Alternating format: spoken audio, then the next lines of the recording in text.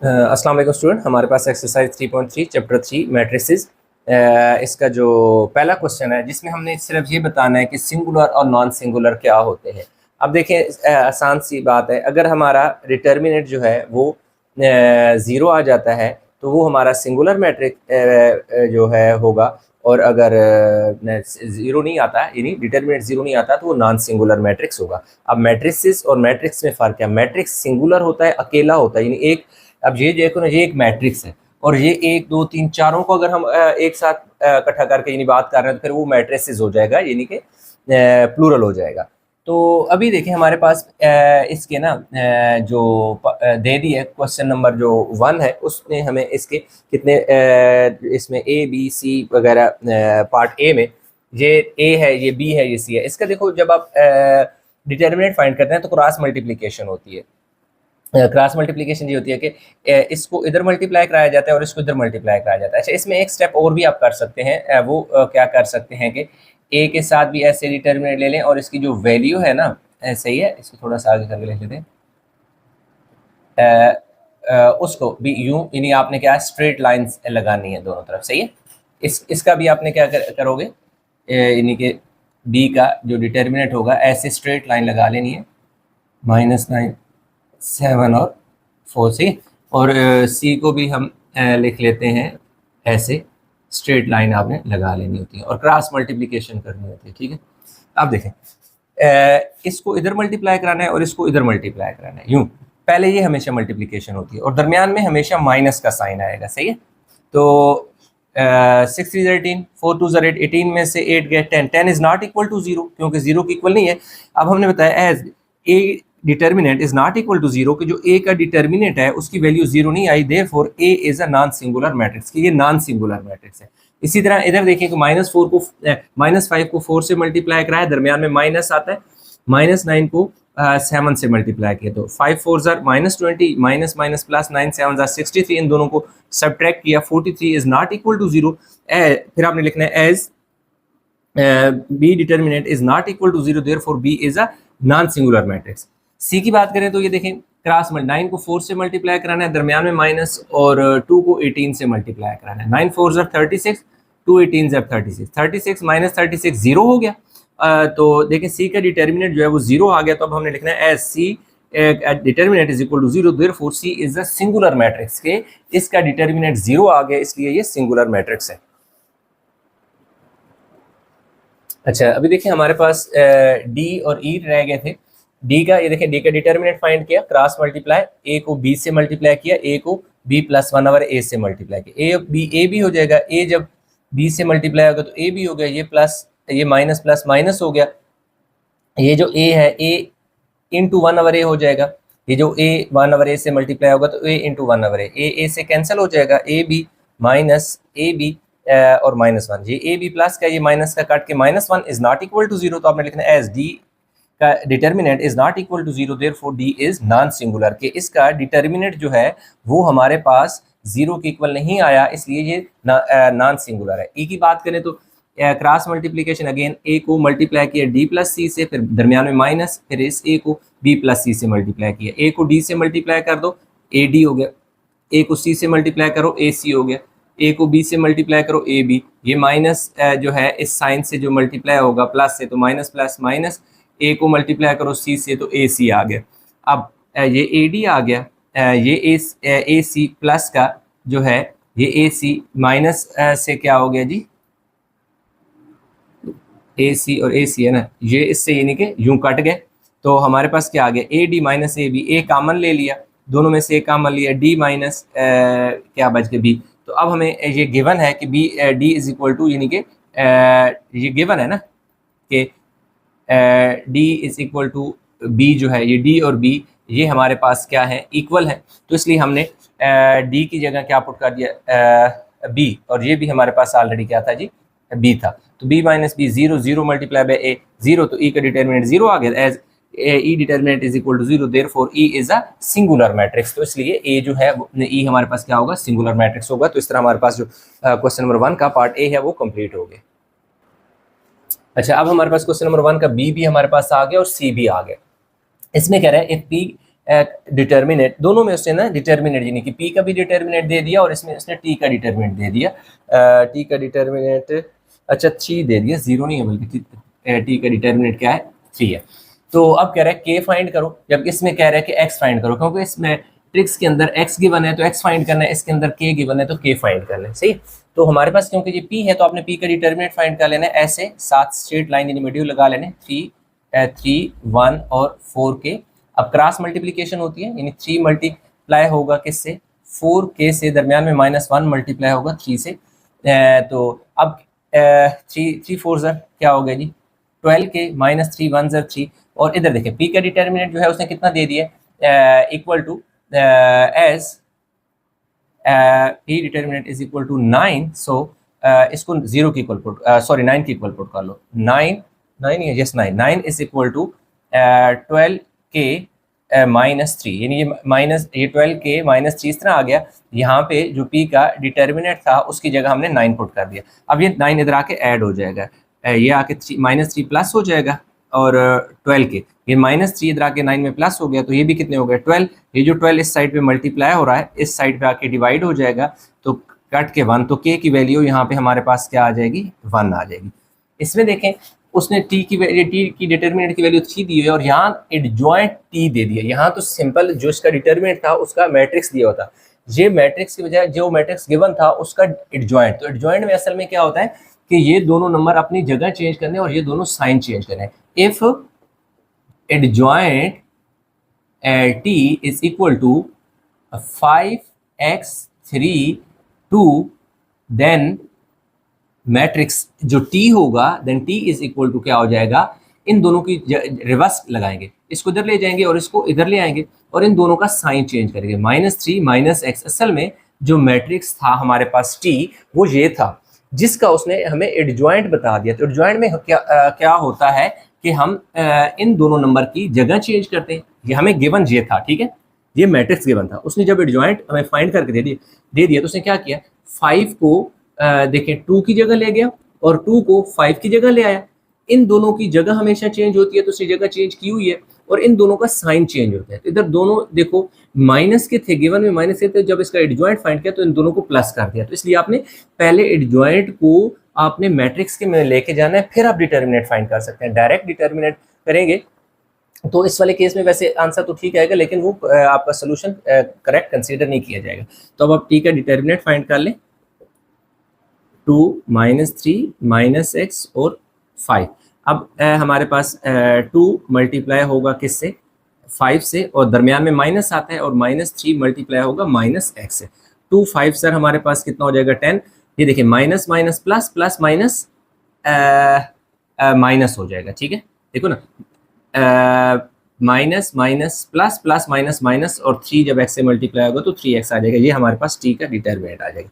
अब देखना as t determinant is equal to 3, ये हमें क्या है जी गिवन है। सो क्या हो जाएगा इस t के डिटर्मिनेंट में 3 पुट कर दो, 3 इज इक्वल टू 10 - 3x। अब इस ये जो 3x है ये नेगेटिव है, इसको इस तरफ ले आओ, ये प्लस का हो जाएगा और ये जो 3 है ये उस तरफ जाएगा तो माइनस का हो जाएगा। तो ये आ जाएगा जी 3x इज इक्वल टू क्या आ जाएगा 7। तो हमें x चाहिए, x को इधर ही रहने दो, ये 3 मल्टीप्लाई हो रहा है तो उस साइड पे जाकर डिवाइड करा दो, तो यूं हमारे पास क्या आ जाएगा ये x की वैल्यू 7/3 है। तो इसी के साथ ही हमारा जो क्वेश्चन नंबर 1 था स्टूडेंट कंप्लीट हो गया।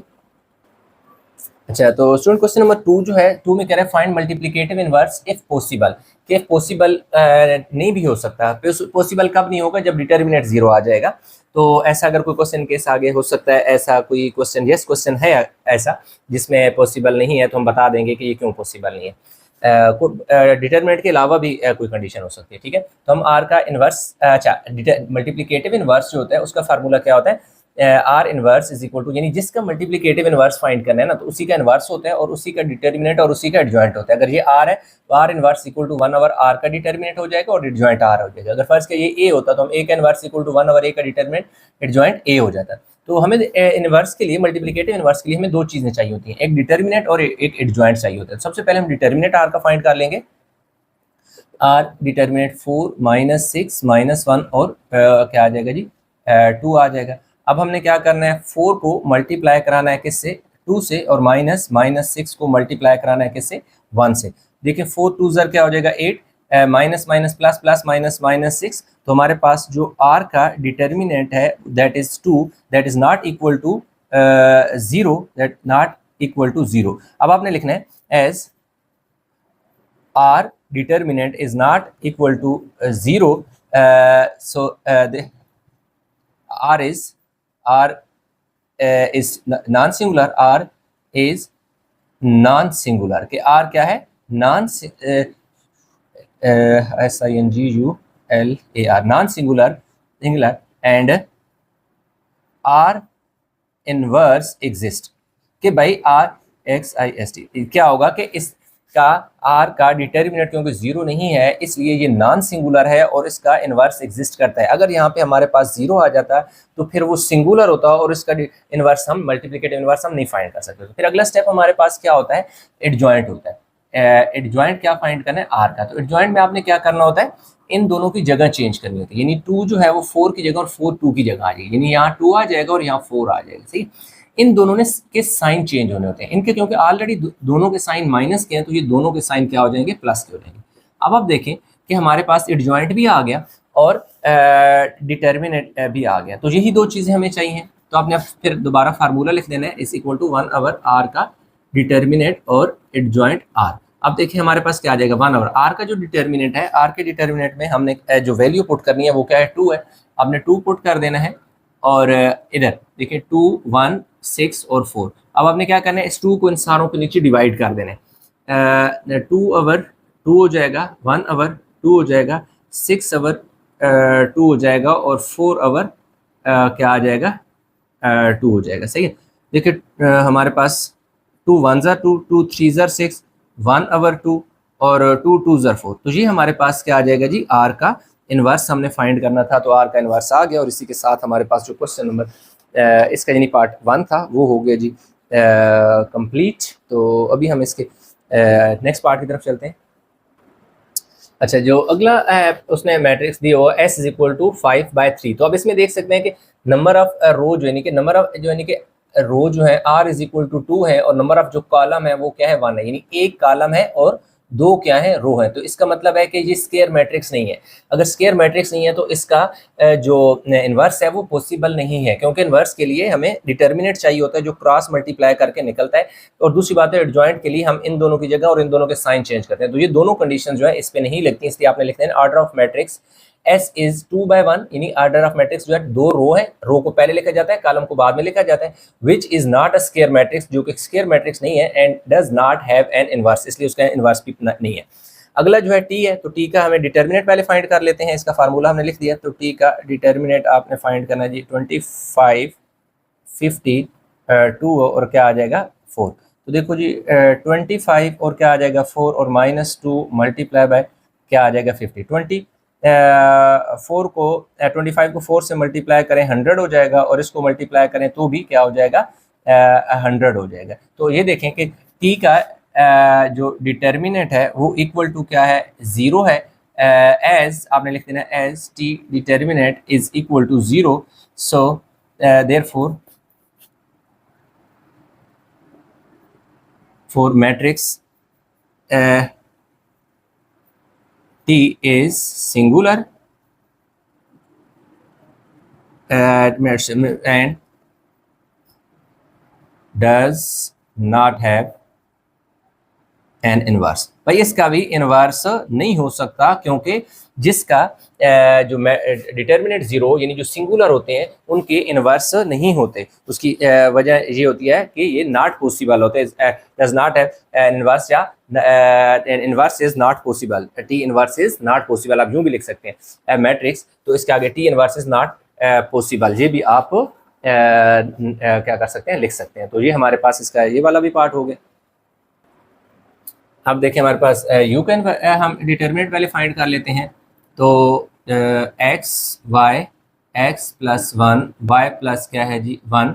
अब क्रॉस मल्टीप्लाई करें, एक्स को वाई प्लस 1 से मल्टीप्लाई कराएं और दरमियान में माइनस क्या करें जी वाई को मल्टीप्लाई कराएं एक्स प्लस किससे जी 1 से। सही है, तो अब देखें इसको इधर मल्टीप्लाई कराएं, एक्स वाई हो जाएगा, एक्स को 1 से भी तो मल्टीप्लाई कराना है, तो एक्स वन ज़र एक्स, इसको वाई को एक्स से मल्टीप्लाई करें तो माइनस एक्स वाई हो जाएगा, माइनस प्लस क्या हो जाएगा माइनस वाई वन ज़र क्या आ जाएगा वाई। अब ये वाला इससे कट गया, एक्स माइनस वाई। अब आपने क्या करना है एक्स माइनस एक्स और साथ बता देना है कि x is equal to Y, और ये क्या है जी गिवन है, ये क्या हमारे पास है गिवन है कि x और y इक्वल है, इसलिए इस x की इस y की जगह हम एक्सपोर्ट कर सकते हैं। तो उससे क्या होगा ये x से कट जाएगा, तो u डिटर्मिनेंट हमारे पास क्या हो गया ज़ीरो हो गया। u इज सिंगुलर, आपने लिख देना है कि u is singular and u का जो इन्वर्स इज नॉट पॉसिबल, कि भाई इसका यूनिवर्स पॉसिबल नहीं है क्योंकि इसका जो डिटर्मिनेंट है वो ज़ीरो आ गया, यू सिंगुलर होगा और सिंगुलर का जो मैट्रिक्स होते हैं उनके जो इन्वर्स होते हैं वो पॉसिबल नहीं होते।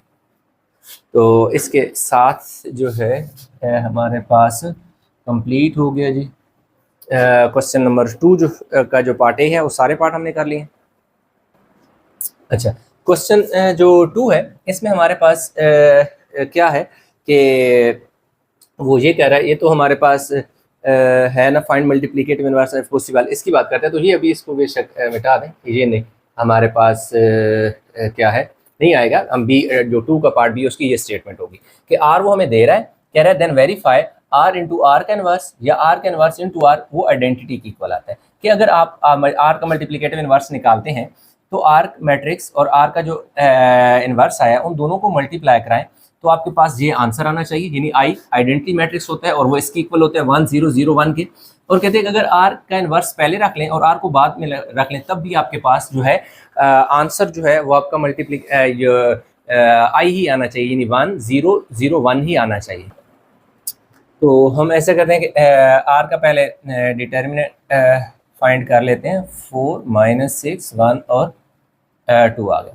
तो क्रॉस मल्टीप्लाई कराना है आपने, 4 को मल्टीप्लाई कराओ जी 2 से, -6 को मल्टीप्लाई कराओ जी किससे 1 से, तो 4 2 ज़र 8 हो जाएगा, माइनस माइनस क्या हो जाएगा प्लस 6 1 ज़र 6, तो कितना आ जाएगा 14 आ जाएगा। तो आर का जो डिटर्मिनेंट है वो हमारे पास 14 आ गया। अब हमारे पास है एडजॉइंट आर। एडजॉइंट में हमने क्या करना होता है, इन दोनों की जगह चेंज करनी होती है और इन दोनों के साइन चेंज करने होते हैं। ये -6 था तो प्लस हो गया, ये +1 था तो ये माइनस हो गया। अब हमने फार्मूले में वैल्यू पुट कर देनी है, जो आर का इन्वर्स होता है वो 1 आर का डिटर्मिनेंट और एडजॉइंट क्या होता है जी आर। तो आर का जो इन्वर्स है उसमें आपने पुट करना है जी 1 डिटर्मिनेंट की वैल्यू आपके पास कितनी आ गई है जी 14, और जो ये है जी 2 है -1 है और 6 है और क्या है 4 है। अब आप क्या करेंगे इसमें आर का जो इन्वर्स है इस 14 को इन सारों को नीचे डिवाइड करा दें। 2 डिवाइड बाय 14 हो जाएगा, 6 डिवाइड बाय 14 हो जाएगा, -1 डिवाइडेड बाय 14 हो जाएगा और 4 डिवाइडेड बाय क्या आ जाएगा 14। अगर अब सिंप्लीफाई होते हैं तो हम सिंप्लीफाई करेंगे, आर इन्वर्स इक्वल टू 2 1 ज़र 2 2 7 ज़र 14 -1 और 14 ऐसे आ जाएगा 2 के टेबल से, 2 3 ज़र और 2 7 ज़र और 2 2 ज़र और 2 7 ज़र। तो ये 2 के टेबल से कैंसिल होके हमारे पास जो आर का इन्वर्स है वो हमारे पास जी आ गया है, सही है। ये इसको हमारे पास आर का इन्वर्स आ गया। अब हमने क्या करना है नाउ, अब आपने लेना है जी आर इंटू आर का इन्वर्स लेना है, यानी आर को पहले लिखना है। आर का जो वैल्यू क्या है जी 4 है, -6 है और 1 है और 2 है, और उसके बाद देखें आर का इन्वर्स है ना, तो आर का इन्वर्स की वैल्यू आपके पास क्या आई है 1/7 -1/14 3/7 और 2/7। अब क्या करें कि रो इंटू कॉलम, यानी ऐसे और ऐसे इन्होंने क्या होना है मल्टीप्लाई होना है। तो इसमें ये होगा कि जो रो का पहला नंबर है दैट इज 4 कॉलम के पहले नंबर से मल्टीप्लाई होगा, यानी 1/7 से मल्टीप्लाई होगा, दरमियान में प्लस आएगा। फिर रो का दूसरा नंबर जो कि 1 है वो कॉलम के दूसरे नंबर से मल्टीप्लाई होगा जो कि क्या है 3/7। हमेशा याद रखें कि रो इंटू कॉलम मल्टीप्लिकेशन होती है, रो का पहला नंबर कॉलम के, ये रो का पहला नंबर है और कॉलम का पहला नंबर ये है, इसलिए ये दोनों मल्टीप्लाई हुए, दरमियान में प्लस, ये रो का दूसरा नंबर है और ये कॉलम का दूसरा नंबर है, ये आपस में मल्टीप्लाई होंगे, ठीक है। तो ये जो फर्स्ट रो है उसको आपने पहले कॉलम से मल्टीप्लाई करा दिया, अब आपने इस फर्स्ट रो को सेकंड कॉलम से भी मल्टीप्लाई कराया, थोड़ी सी जगह छोड़ देंगे। फिर देखें 4 मल्टीप्लाई होगा किससे 1/14 से और दरमियान में साइन प्लस का आएगा और 1 मल्टीप्लाई होगा किससे 2/7 से। तो अब पहली रो जो है इन दोनों कॉलम से मल्टीप्लाई होगी। अब इस रो की बारी है, ठीक है। अब देखो -6 जो है वो -6 मल्टीप्लाई होगा किससे 1/7 से और दरमियान में साइन आएगा जी प्लस का और रो का पहला नंबर कॉलम के पहले नंबर से, फिर रो का दूसरा नंबर 2 है और कॉलम का दूसरा नंबर क्या है 2/7 है। तो ये देखिए हम आपके पास जो रो का पहला चेक करें कोई वैल्यू में तो गड़बड़ तो नहीं है, ठीक है इधर था हमारे पास, ठीक है ये आ जाएगा। फिर दूसरा हमारे पास आ जाएगा जी -6 मल्टीप्लाई होगा -1/14 से और दरमियान में साइन आएगा जी प्लस का, यानी रो का पहला नंबर कॉलम के पहले नंबर से, रो का दूसरा नंबर कॉलम के दूसरे नंबर से। 2 मल्टीप्लाई होगा 2/क्या होगा 7 से। अच्छा ये 3/7 था, ये क्या जी 3/7 था, गलती से मैंने 2/7 लिख दिया। ये क्या ये क्यों, क्योंकि रो का पहला नंबर कॉलम के पहले नंबर से, फिर रो का दूसरा नंबर कॉलम के दूसरे नंबर से मल्टीप्लाई होना था, ठीक है। तो यहाँ क्या था जी 3 आना था, यहाँ पे तो यहाँ पे 3/7 ही आना था, ठीक है।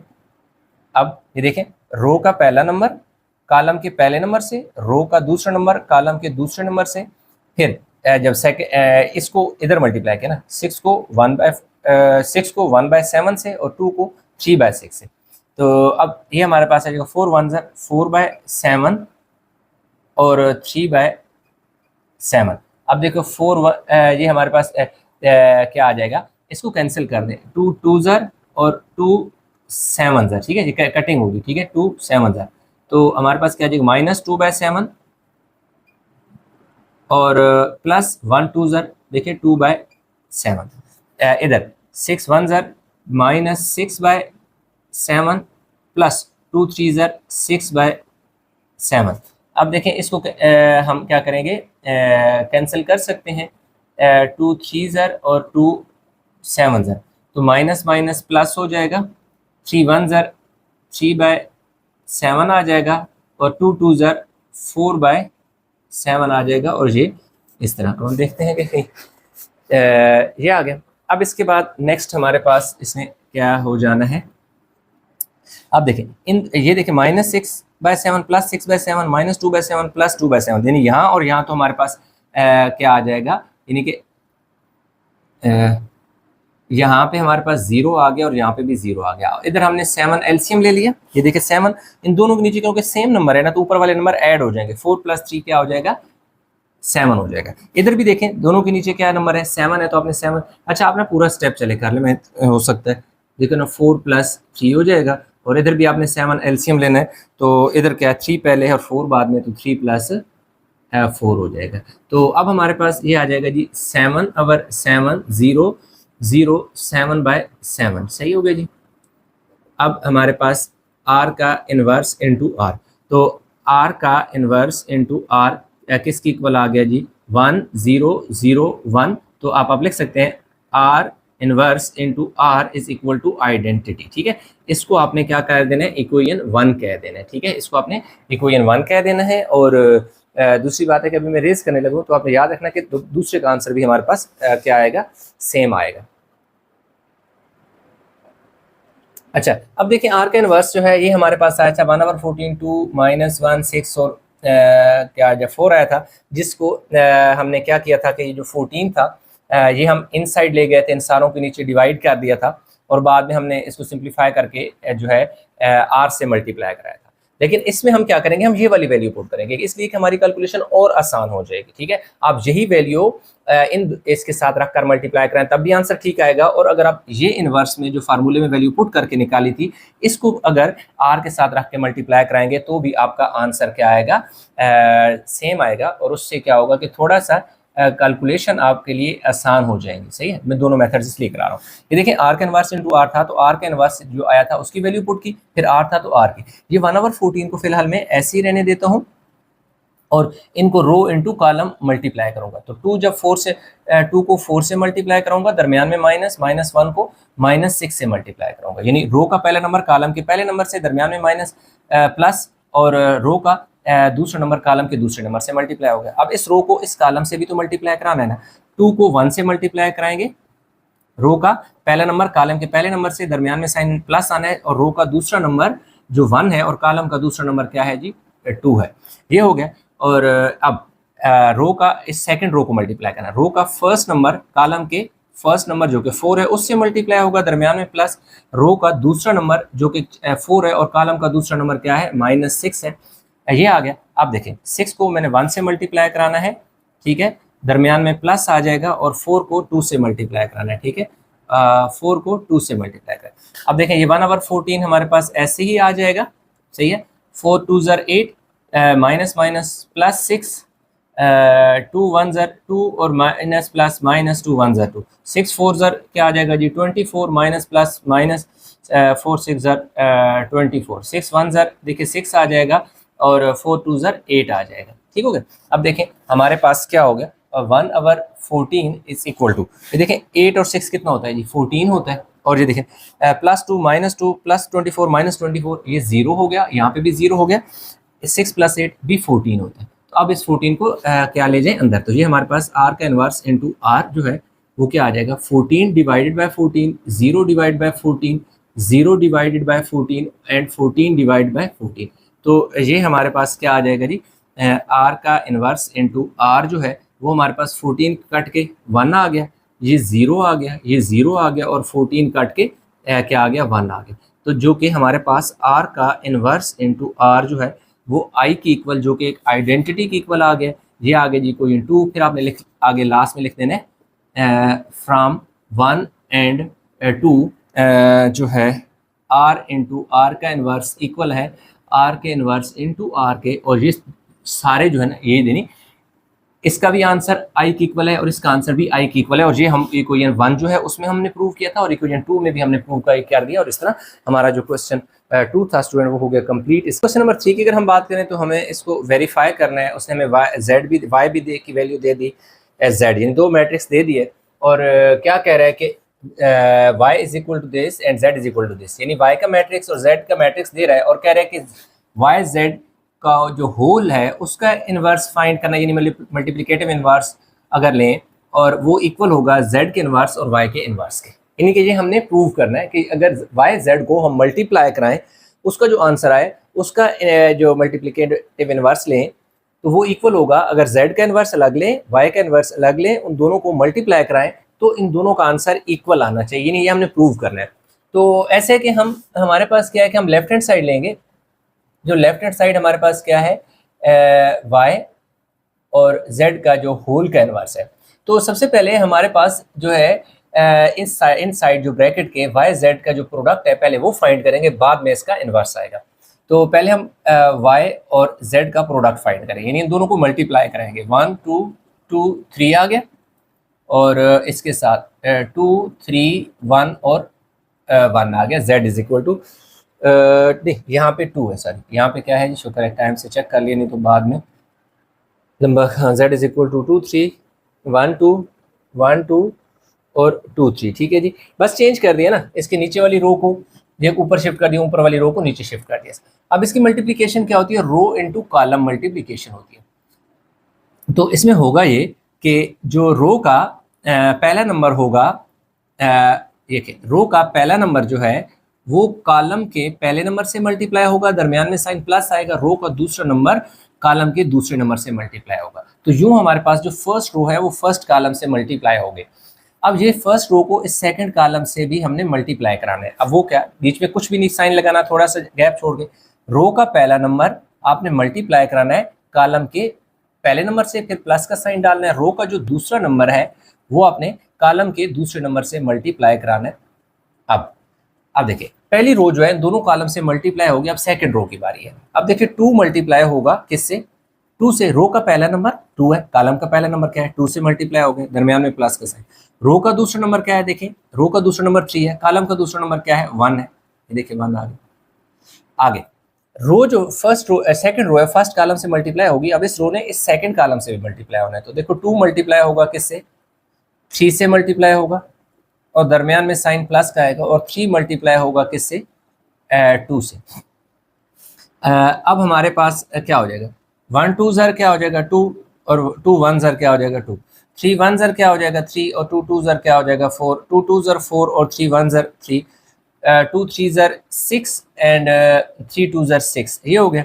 ये हमारे पास जो इसका प्रोडक्ट है वो आ गया जी 4 7 7 एंड 12, ठीक है जी।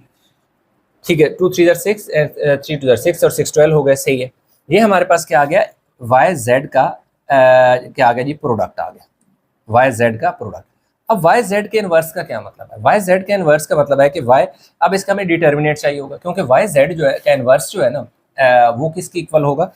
मैं पहले इसका लिख लूँ, फिर बाद में आपको बताता हूँ। इसका ना मैं पहले डिटर्मिनेट फाइंड करूँगा। डिटर्मिनेट के लिए इस तरह लाइन लगा लें, यानी 4 7 7 और 12।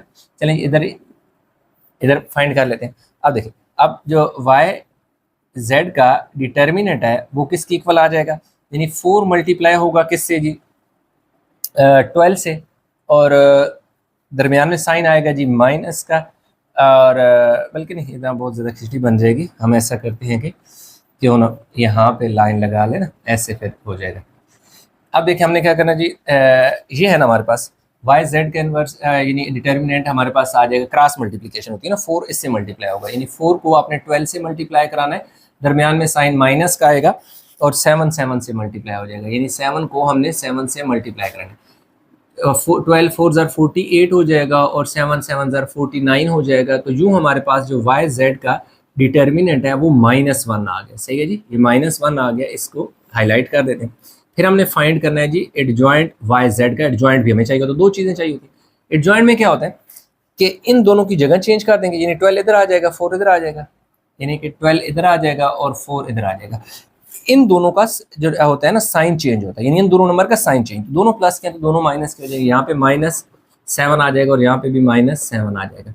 अब देखें हमारे पास जो वाई जेड का इन्वर्स है उसका फार्मूला लगा देते हैं। वाई जेड का जो इन्वर्स है वो है जी 1 ओवर वाई जेड का determinant into adjoint Y Z. ये दोनों चीज़ें हम क्योंकि फाइंड कर ली थी हमने, यहाँ देखें वाई जेड का डिटर्मिनेंट और एडजॉइंट दोनों वैल्यू पुट कर देंगे, 1 ओवर -1 इंटू 12 आ जाएगा, -7 आ जाएगा, -7 आ जाएगा और 4 आ जाएगा। अब ये जो -1 है इन सारों के साथ क्या होगा, डिवाइड।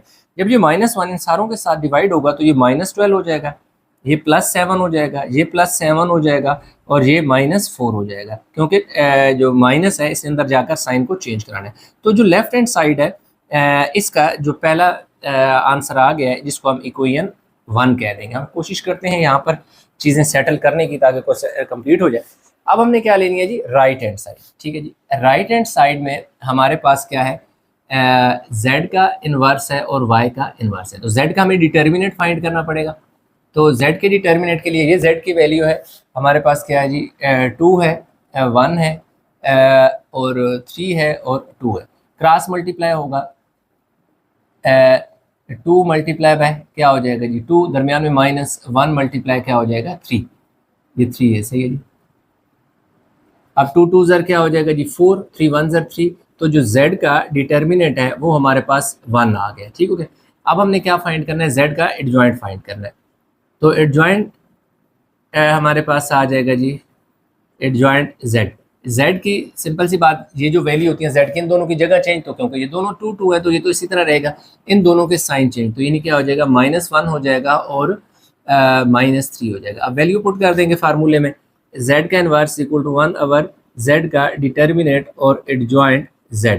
तो जो z का इनवर्स है वो हमारे पास आ जाएगा 1 ओवर 1 और 2 -1 -3 और 2, जो कि यही आ जाएगा दोबारा, z का इनवर्स इक्वल टू 2 -1 -3 और 2, ये हमारे पास z का इनवर्स आ गया। जब हमने z का इनवर्स फाइंड कर लिया तो अब हमने y का इनवर्स फाइंड करना है, ठीक है। अब y का इनवर्स यहाँ पे देखते हैं कि हाँ y का इनवर्स के लिए हमें y का डिटर्मिनेंट चाहिए होगा। तो जो y की वैल्यू है वो है ये 1 2 2 3 1 2 2 3, क्रॉस मल्टीप्लाई कर लो, 1 को 3 से मल्टीप्लाई करो और 2 को 2 से मल्टीप्लाई करो, 3 1 ज़र 3 हो जाएगा, 2 2 ज़र 4 हो जाएगा। तो जो y का डिटर्मिनेंट है वो -1 आ जाएगा, ठीक है। अब एडजॉइंट y फाइंड करो। जब एडजॉइंट y फाइंड करेंगे तो इन दोनों के जगह चेंज कर दो और इन दोनों के साइन चेंज कर दो, -2 और -2। अब आपने एडजॉइंट भी आ गया। अब आपने y का जो इन्वर्स है वो क्या होता है, 1/y का डिटर्मिनेंट और एडजॉइंट y वैल्यू पुट कर दो इज इक्वल टू 1/-1। देखें y का जो डिटर्मिनेंट है ना, डिटर्मिनेंट की वैल्यू -1 है तो माइनस पुट कर दी, आगे 3 आ गया, -2 आ गया, -2 आ गया और 1 आ गया। तो अब लाजिम बात है जो y का इन्वर्स है वो हमारे पास ये जो -1 इन सारों के साथ डिवाइड होगा तो इस साइन चेंज कर देगा, माइनस वालों को प्लस कराएगा और प्लस वालों को माइनस कराएगा। तो ये देखें हमारे पास z का भी डिटर्मिनेंट इन्वर्स आ गया और y का भी इन्वर्स आ गया। अब हमने इन दोनों को मल्टीप्लाई कराना है। तो वीडियो को पास करके इसका स्क्रीनशॉट ले लें ताकि हम इसका जो रिमेनिंग पार्ट है उसको कर लें। अब ये जगह जो है ना इसी पर ही हम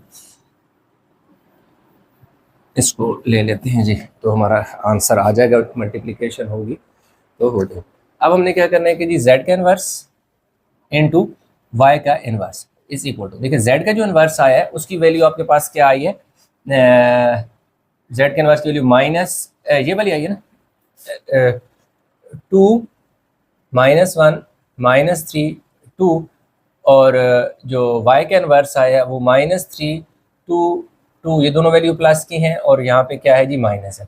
rho into again rho into column multiplication होगी यूँ, तो हमारे पास क्या होगा 2 मल्टीप्लाई होगा -3 से, दरमियान में प्लस, -3 मल्टीप्लाई होगा 2 से, यानी रो इंटू कॉलम मल्टीप्लिकेशन होती है। रो का पहला नंबर कॉलम के पहले नंबर से, रो का दूसरा नंबर का रो के दूसरे नंबर से, दरमियान में प्लस। आप देखें पहली रो पहला कॉलम हो गया ना, पहली रो को दूसरे इस कॉलम से भी तो मल्टीप्लाई कराना है ना, तो यानी 2 मल्टीप्लाई होगा किससे, 2 से, दरमियान में साइन प्लस और -3 मल्टीप्लाई होगा -1 से, ठीक हो गया।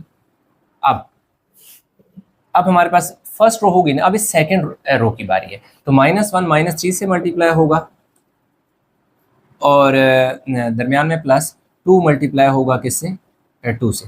फिर देखिए हमारे पास क्या हो जाएगा, -1 जो है वो मल्टीप्लाई होगा 2 से, थोड़ी सी जगह छोड़ के लेते हैं, यानी -1 मल्टीप्लाई होगा 2 से, क्योंकि रो का दूसरा नंबर कॉलम के पहले, यानी रो का पहला नंबर कॉलम के पहले नंबर से, फिर प्लस रो का दूसरा नंबर कॉलम के दूसरे नंबर से, 2 मल्टीप्लाई होगा -1 से। 3 2 6 और 3 2 क्या हो जाएगा जी 6, सही हो गया। और 2 2 4 और ये देखो ना प्लस और प्लस प्लस होता है, 3 3 1 3, सही हो गया। अब देखो माइनस माइनस प्लस और 3 1 3 और 4 हो जाएगा और यहाँ -2 आ जाएगा और यहाँ क्या आ जाएगा -2 आ जाएगा, सही हो गया। तो अब हमारे पास क्या हो जाएगा, -6 और -6 -12 हो जाएगा और यहाँ +14 7 हो जाएगा, सॉरी +7 हो जाएगा और यहाँ पे भी देखो +7 हो जाएगा और ये -4 हो जाएगा। तो ये हमारे पास क्या आ गया है, राइट साइड का आंसर आ गया, जो कि z का इन्वर्स और y का इन्वर्स, इसको हम इक्वेशन क्या कहेंगे 2 कह देंगे। लास्ट में आपने लिख देना है फ्रॉम 1 एंड 2 जो y z या z y था, y z था, y z का जो होल का इन्वर्स है वो इक्वल आ गया है z के इन्वर्स और y के इन्वर्स के, और यही हमने करना था और ये वेरीफाइड अप्रूव्ड हो गया, ठीक है, या वेरीफाइड। तो यूँ हमारे पास जो क्वेश्चन 3 था स्टूडेंट वो हो गया कंप्लीट। क्वेश्चन नंबर 4 में वो ये कह रहा है कि व्हाट इज रिलेशन अमंग ए का डिटर्मिनेंट, ए जो इन्वर्स है उसका डिटर्मिनेंट और जो एडजॉइंट है उसका डिटर्मिनेंट, के इन तीनों का आपस में क्या रिलेशन हो अगर ए इसकी इक्वल हो।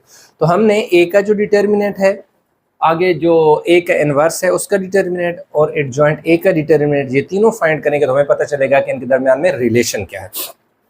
तो ए का सबसे पहले हम डिटर्मिनेंट फाइंड कर लेते हैं जी, क्या 5 7 2 3, क्रॉस मल्टीप्लिकेशन होती है डिटर्मिनेंट में, यूं फर्स्ट पे होते हैं दोनों नंबर 3, दरमियान में साइन माइनस का 2 मल्टीप्लाई होगा 7 से, तो हमारे पास क्या हो जाएगा 5 3 15 7 2 14, तो जो ए का हमारे पास डिटर्मिनेंट है वो 1 के इक्वल आ गया, ठीक है जी। इसको हाईलाइट करके इक्वेशन 1 का नाम दे दें। अब हमने क्या फाइंड करना है जी, ए का इन्वर्स फाइंड करना है। तो ए के इन्वर्स के लिए हमें एडजॉइंट भी चाहिए होगा, तो एडजॉइंट ए जो है वो हम फाइंड करेंगे। तो एडजॉइंट ए जो है, एडजॉइंट में ये दोनों नंबर जगह चेंज करते हैं, ये दोनों साइन चेंज करते हैं। एडजॉइंट आ गया। जो एडजॉइंट आया है, अब इसका हम एक इनवर्स में वैल्यू पुट कर देंगे।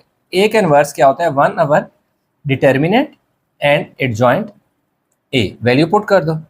1 ओवर डिटर्मिनेंट की वैल्यू क्या आई है, 1 आई है, और अब एडजॉइंट जो आया है वो आपने लिख देना है। देखो जी 3 माइनस, बल्कि नहीं हमें एक का, हाँ सही है, एक इनवर्स 7 -2 और 5। तो यूं हमारे पास जो आएगा जी एक इनवर्स आ गया, यानी 1 डिवाइड बाई 1 1 ही होगा। तो दोबारा 3 -2 -7 और 5 आ जाएगा। अब देखें इसका 1 को डिवाइड करोगे 1 से 1 हो जाएगा, वही 1 इन सारों के साथ मल्टीप्लाई या डिवाइड हो मल्टीप्लाई होगा, तो यही चीज़ रह जाएगी। अब इसका आपने क्या फाइंड करना है, एक इनवर्स का डिटर्मिनेंट। तो ए के इनवर्स का अगर आपने डिटर्मिनेंट फाइंड करना है तो ये आ जाएगा जी 3 -2 -7 और 5। 3 मल्टीप्लाई होगा किससे जी, 5 से, दरमियान में साइन आएगा जी माइनस का, और -2 मल्टीप्लाई होगा -7 से।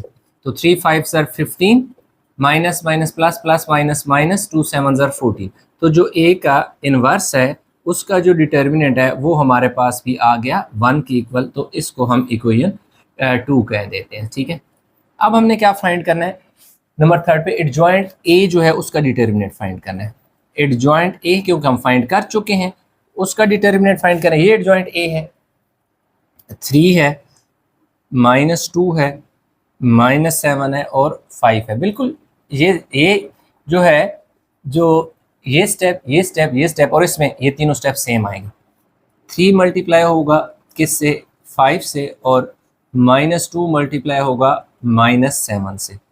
तो यूँ हमारे पास कितना आ जाएगा जी, एडजॉइंट ए का जो डिटर्मिनेंट है 3 5 ज़र 15,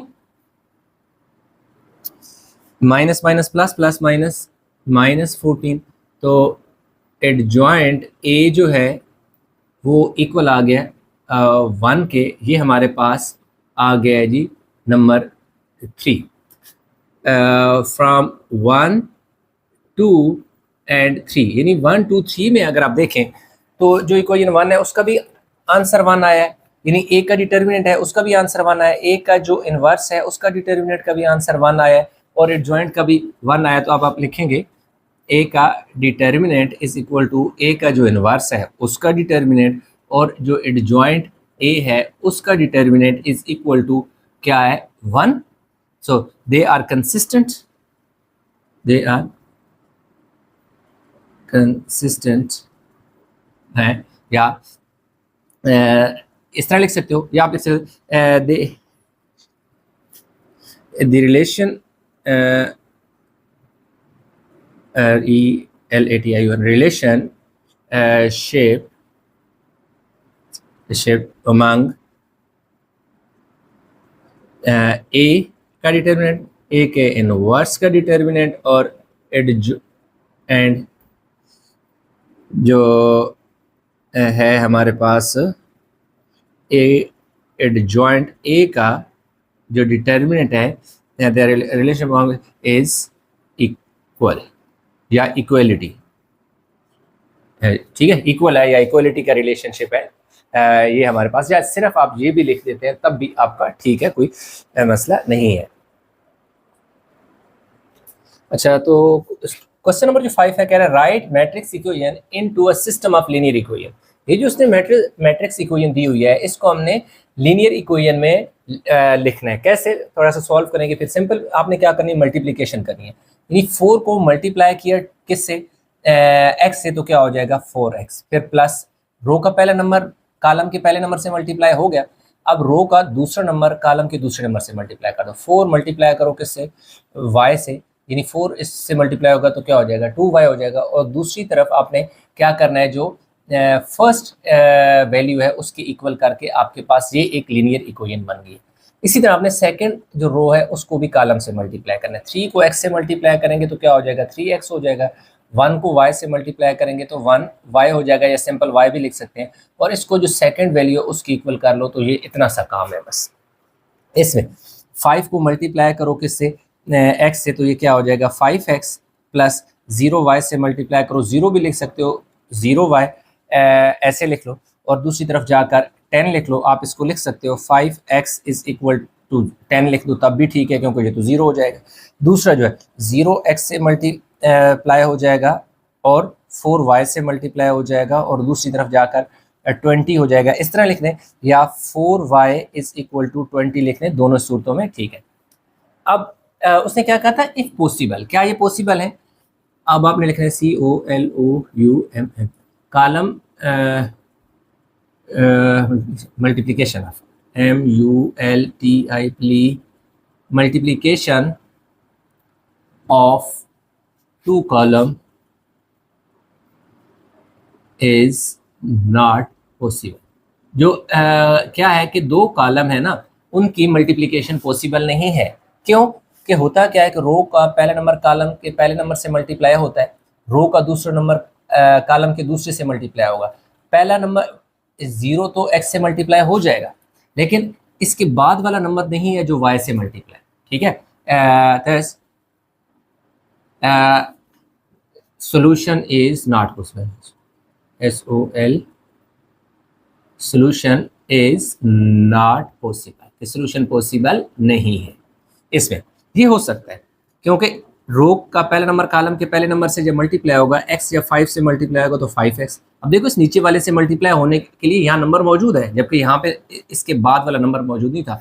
रो इंटू कॉलम तो मल्टीप्लिकेशन होती है, तो यहाँ पे रो है और कॉलम भी है 3, जब y से मल्टीप्लाई होगा 3y और दूसरी तरफ 2 है, इसके साथ ये आ जाएगा, तो ये हमारे पास लीनियर इक्वेशन आ गई, जो कि मैट्रिक्स इसको मैट्रिक्स इक्वेशन कहते हैं, इसको लीनियर इक्वेशन कहते हैं। बस ये 5% छोटा सा था।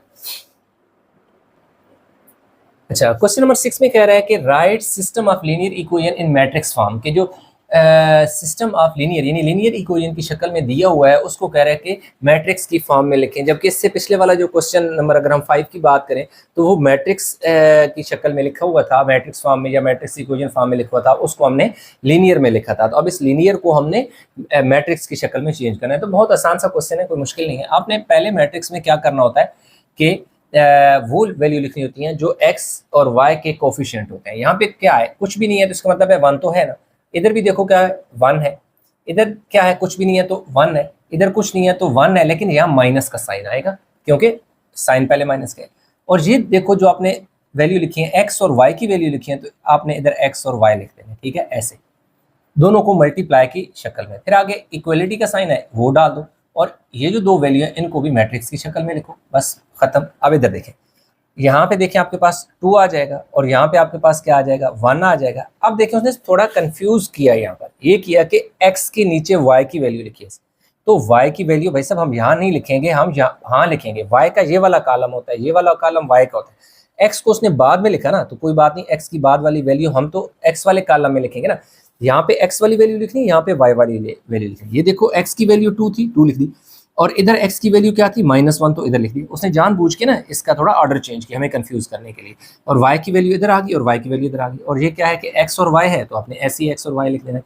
और दूसरी तरफ आपके पास क्या है, 90 है और 10 है, वो लिख दिया, खत्म। इधर देखें, अच्छा इसको हम ऐसे लिख सकते हैं 0x + y = 3, और इसको हम लिखेंगे एक सेकेंड, उसने 0 x, हाँ ठीक है, इसमें लिखेंगे जी x + 0y = 4। यानी इधर देखो y की वैल्यू दी हुई है, x की नहीं दी है तो x 0 होगा, इधर x की दी हुई है तो y 0 होगा। तो फिर आप देखेंगे आप मैट्रिक्स की शक्ल में जब आप लिखेंगे तो क्या आ जाएगा, 0, यहाँ क्या आ जाएगा 1, और यहाँ पे आपके पास क्या आ जाएगा जी 1, और यहाँ 0, और क्या है जी x है और y है, और दूसरी तरफ हमारे पास क्या है जी 3 है और 4 है। वैसे इसको हम चेक भी कर लेते हैं। आंसर इसका ये क्वेश्चन नंबर 6 है जी, इसका पार्ट है 6 का पार्ट 3, ठीक है। इसी हिसाब से आपका जो है आंसर है 01100, ठीक है, ये आ जाएगा पहले, यानी कि सही है। अब हमने क्या करना है, कि ये है, इसमें देखो x की वैल्यू क्या है 5/2 है। इसी के नीचे देखो हमने x की नीचे x की वैल्यू लिखनी है, लेकिन इसने y लिखा हुआ, हम y नहीं लिखेंगे, हम x की वैल्यू 4 -4, ये y वाला कॉलम है। तो पहली इक्वेशन के y में उसने 3 दे दिया, दूसरी इक्वेशन में y उसने 1/2 दे दिया, और साथ क्या है जी हमारे पास x है, और साथ क्या है y है, और दूसरी तरफ हमारे पास देखिए 1 है और क्या है जी 2 है। तो ये देखिए हमारे पास इसका फाइनल आंसर 4 पार्ट थे, उनको हमने सॉल्व कर लिया। अच्छा, जो क्वेश्चन नंबर 6 है, जो क्वेश्चन नंबर 6 में कह रहा है if matrix of coefficient of equation 5x - 4y = 30, 10x - ky = 60 is singular, then find k। अब वो कह रहा है कि एक हमें ये वाली लीनियर इक्वेशन दे रहा है, एक ये दे रहा है, और कह रहा है कि ये जो मैट्रिक्स होगा ये क्या होगा, सिंगुलर है, और इसमें k की वैल्यू फाइंड करो। ठीक है, हमने इसको लीनियर इक्वेशन को मैट्रिक्स की शक्ल में लिख दिया, फिर ये a ले लिया। अब इसका आपने डिटर्मिनेंट फाइंड करना है। 5 - 4 10 - k, फिर क्रॉस मल्टीप्लिकेशन होती है, 5 के मल्टीप्लाई होगा किससे, के से, दरमियान में साइन क्या आएगा माइनस का, और 10 मल्टीप्लाई होगा किससे, -4 से, यानी 5 को -k से मल्टीप्लाई किया, दरमियान में -10 को 4 से मल्टीप्लाई किया। तो अब हमारे पास क्या आ जाएगा, -5k आ जाएगा, माइनस माइनस क्या आ जाएगा, प्लस 10 4 ज़र क्या हो जाएगा जी 40 हो जाएगा। ये हमारे पास क्या आ गया, ए डिटरमिनेंट। अब आपने बताना है कि भाई as given that matrix is singular, ठीक है, फॉर सिंगुलर मैट्रिक्स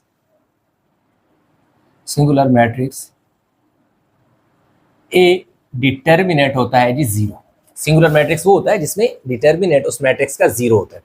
इसलिए ये जो ए का डिटर्मिनेंट है, इसकी जगह आपने क्या पुट कर देना है, 0 = -5k + 40।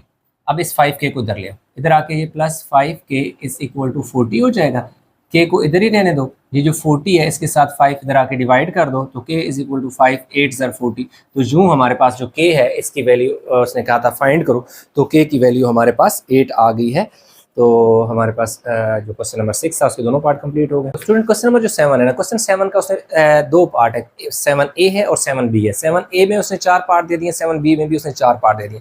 7a को कहता है कि इन्वर्जन मेथड से करें, 7b को कह रहा है कि क्रैमर्स के रूल से करें। तो दोनों को 7b को मैंने इस तरफ लिख दिया और 7a को इस तरफ लिख दिया। दोनों को एक साथ लिखने का मकसद है कि इन्वर्जन वर्सेस क्रैमर क्या होता है, इन दोनों में क्या फ़र्क होता है, तो ताकि दोनों का कंसेप्ट आपको ना सिर्फ समझ आए बल्कि उन दोनों में जो फ़र्क है वो भी समझ आ जाए। ठीक है, तो इसको देखें, पहले मैंने मैट्रिक्स की शक्ल में लिख दिया, यहाँ 4 है, यहाँ 1 है, यहाँ 3 है और ऊपर 3 है और नीचे क्या है 2 है। सही है, 2 है, और x और y क्योंकि लीनियर इक्वेशन थी तो इसको हमने मैट्रिक्स की शक्ल में लिख दिया। ये a है, ये एक x है और दूसरी तरफ b, x को इधर ही रहने दो, इस a को उधर लेके जाएंगे तो इनवर्स b बन जाएगा। यानी यहाँ पे हमारे पास क्या होगा कि हमें a का इनवर्स चाहिए, तो और उसको हम b से मल्टीप्लाई करें। b तो ऑलरेडी हमारे पास है लेकिन a का इनवर्स नहीं है। अब a के इनवर्स के लिए हमें क्या चीज़ चाहिए होती है, 1/a का डिटर्मिनेंट और एडजॉइंट a चाहिए होता है। जब डिटर्मिनेंट और एडजॉइंट आ जाएगा, उनको सिंप्लीफाई करेंगे b के साथ, तो हमारे पास जो है x और y की कोई ना कोई वैल्यू आ जाएगी। जबकि अगर हम क्रैमर की बात करें तो क्रैमर का ये रूल है, a(x/a) का determinant is equal to and y is equal to a(y/a) का डिटर्मिनेंट। यानी a(x) का भी डिटर्मिनेंट फाइंड करना है, a का डिटर्मिनेंट, a(y) का डिटर्मिनेंट, a का डिटर्मिनेंट। तो a का डिटर्मिनेंट तो ये कॉमन होता है जो इन दोनों के पास होता है, लेकिन ये 2 चीज़ें हमें फाइंड करनी है। तो 1 2 3 टोटल हमें 3 चीज़ें इसमें फाइंड करनी होगी। तो अब देखें, सबसे पहले हम एक का क्योंकि डिटर्मिनेंट चाहिए तो इसमें आप a का डिटर्मिनेंट फाइंड करें। a के डिटर्मिनेंट के लिए आपने देखिए 4 1 3 2 क्रॉस मल्टीप्लाई, यानी 4 मल्टीप्लाई होगा 2 से, दरमियान में माइनस यानी यू मल्टीप्लिकेशन। फिर देखिए 1 मल्टीप्लाई होगा किससे, 3 से, तो 4 2 ज़र 8 हो जाएगा, 3 1 ज़र 3 हो जाएगा। तो हमारे पास जो a का डिटर्मिनेंट है ना, वो हमारे पास क्या आ गया, 5 आ गया। अब देखिए हमने a का जो डिटर्मिनेंट है वो हमने फाइंड कर लिया है, अभी हमने फाइंड करना है एडजॉइंट a। तो एडजॉइंट में देखो इन दोनों की जगह चेंज करने हैं, इन दोनों के साइन। तो एडजॉइंट a हमारे पास क्या आ जाएगा, इन दोनों की जगह करो चेंज करो, 4 की जगह 2 2 की जगह 4, इन दोनों के साइन चेंज करो, -1 और -3। अब देखिए हम फार्मूले में वैल्यू पुट कर देंगे। a का इनवर्स क्या होता है, a का इनवर्स इक्वल टू 1/a का डिटर्मिनेंट है ना, तो a के डिटर्मिनेंट में आपने वैल्यू पुट करनी है, दैट इज 5, और आगे हमारे पास क्या है जी 2 -1 -3 और क्या है 4 है। अब आपने क्या करना है, अब आपने यहाँ पे हम ऐसा करते हैं कि हमारे पास क्या है x इज इक्वल टू ए का इनवर्स b है। तो ए के इनवर्स में आपने वैल्यू पुट करनी है ए के इनवर्स की, जो कि क्या है 1/, आया है जी 5 इंटू 1/5, 2 3 1 2 2 -3 -1 और 4 है। और b की जो वैल्यू है वो b की वैल्यू ये है, वो क्या है जी -6 और 1 है। अब क्या करें इनको 1/5 को देखो आपने x इज इक्वल टू 1/5 को हम ऐसे ही रहने देते हैं, इनको मल्टीप्लाई करें रो इंटू कॉलम। 2 मल्टीप्लाई होगा किससे -6 से, दरमियान में साइन आएगा प्लस, और -3 मल्टीप्लाई होगा 1 से। रो इंटू कॉलम होता है, यानी ऐसे यूं रो इंटू कॉलम मल्टीप्लिकेशन। रो का पहला नंबर रो कॉलम के पहले नंबर से, रो का दूसरा नंबर कॉलम के दूसरे नंबर से। पहली रो मल्टीप्लाई होगी, अब इस सेकंड रो की बारी है। तो देखो -1 जो है वो मल्टीप्लाई होगा -6 से, और दरमियान में +4 मल्टीप्लाई होगा 1 से। 1/5 आपने ऐसे ही लगा देना है। देखिए 2 6 यानी क्या आ जाएगा जी 12, 2 6 12 और -3 1 3 माइनस माइनस प्लस 6 1 6 और 2 2 यानी 4 1 4। अब देखिए हमारे पास ये एक्स वाई है ना, एक्स वाई की जगह इसका मैट्रिक्स पुट कर दें, दैट इज एक्स और वाई, वो पुट कर दिया। और यहाँ देखिए -3 -12 -15 और 5 उसके नीचे डिवाइड करा दें। और दूसरा जो है देखिए 4 और 6 10, इसके नीचे भी देखो 5 डिवाइड करा दें। इन दोनों को ऐड किया -15, ये 5 उनके नीचे डिवाइड हो गया। 6 और 4 10 होता है, ये 5 उनके नीचे डिवाइड हो गया। तो यूँ हमारे पास क्या आ जाएगा x और y -3 आ गया और 5 2 10, ठीक है ना, 5 3 और 5 2 10। तो एक जो पहली वैल्यू है यानी x की वैल्यू क्या है -3 है, और जो y की वैल्यू है वो हमारे पास क्या है 2 है। तो यूँ हमारे पास x और y की जो वैल्यू हमने फाइंड करनी थी वो हमने फाइंड कर ली किससे, इन्वर्जन मेथड से। अब आते हैं क्रैमर के लिए। क्रैमर के लिए हमें ए का मैट्रिक्स पहले डिटर्मिनेट फाइंड करना पड़ेगा। डिटर्मिनेट देखिए हमें सिमिलरिटी क्या, डिटर्मिनेट इसमें यानी यहाँ तक आपका क्वेश्चन सेम होगा, जो काम हमने यहाँ पे किया वही काम हम यहाँ पे करेंगे कि 2 5 3 10। अब देखो 2 मल्टीप्लाई होगा किससे 10 से, दरमियान में -5 मल्टीप्लाई होगा 3 से, तो ये 20 आ जाएगा, और यहाँ कितना आ जाएगा 15 आ जाएगा। तो हमारे पास जो ए का डिटर्मिनेंट है वो कितना आ गया 5 आ गया। अब हमें इसमें देखें, यहाँ तक हमारा क्वेश्चन जैसे सेम मेथड से किया था, ये मेथड इधर भी हमने सेम करना है। इससे आगे हमने एडजॉइंट फाइंड किया था, जबकि इसमें क्योंकि हमें एडजॉइंट की ज़रूरत नहीं है, हमें क्या फाइंड करना है ए एक्स और ए वाई। तो ए एक्स का जो मेथड है वो ये है कि आपने करना ये है कि जो वैल्यू आपके पास बी की है ना, उसको कॉलम 1 ये C1 है इधर पुट करना है, यानी 2 5 की जगह आपने 5 10 पुट कर देना है, यानी C1 में आपने वैल्यू को रिप्लेस कराना है बी की। C2 जो है वो आपका रिमेन सेम आ जाएगा, ठीक है। तो देखो 5 मल्टीप्लाई होगा किससे 10 से, दरमियान में -10 मल्टीप्लाई होगा किससे 3 से। 5 10 ज़र कितना आ जाएगा जी 50, 10 3 ज़र क्या आ जाएगा जी 30। तो 50 में से 30 गया तो पीछे कितना बचा जी 20। ये क्या आ जाएगा जी ए का डिटर्मिनेंट, ए एक्स का डिटर्मिनेंट। अब आपने क्या फाइंड करना है ए वाई का डिटर्मिनेंट। तो ए वाई में आपने करना ये है कि जो वैल्यू बी की आपने कॉलम 1 में पुट की थी C1 में, अब ये बी की वैल्यू कॉलम 2 यानी C2 में पुट करनी है। तो जो कॉलम 1 की वैल्यू रिमेन सेम, यानी 2 और 5 सेम रहेगा, इस 3 और 10 की जगह आपने क्या पुट कर देना है 5 और 10 पुट कर देना है, ठीक हो। तो अब हमारे पास क्या आ जाएगा जी ए वाई जो है वो इक्वल आ जाएगा 2 मल्टीप्लाई होगा किससे 10 से, और 5 मल्टीप्लाई होगा किससे 5 से। तो 2 10 ज़र हमारे पास कितना आ गया जी 20, और 5 5 ज़र कितना आ जाएगा जी 25। तो यूँ हमारे पास ये कितना आ जाएगा जी -5 आ जाएगा ए वाई का जो डिटर्मिनेंट है वो ये आ गया। अब हमने क्या करना है कि बाय अप्लाइंग क्रैमर्स रूल, आपने बाय अप्लाइंग क्रैमर्स रूल, अब जो क्रैमर्स रूल है ना वो अप्लाई करना है। अब क्रैमर्स रूल क्या है, x is equal to A x over a का determinant and y is equal to A y over a का डिटर्मिनेंट। अब ए एक्स जो है ए एक्स की वैल्यू हमारे पास कितनी आई है 20 आई है, 20 डिवाइड बाय ए का डिटर्मिनेंट क्या आया 5, तो 5 4 ज़र 20, तो x की वैल्यू हमारे पास क्या आ गई है 4।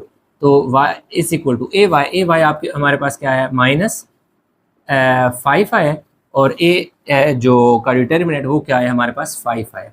तो यहाँ y की जो वैल्यू है वो 5 1 ज़र 5 -1 आ जाएगी।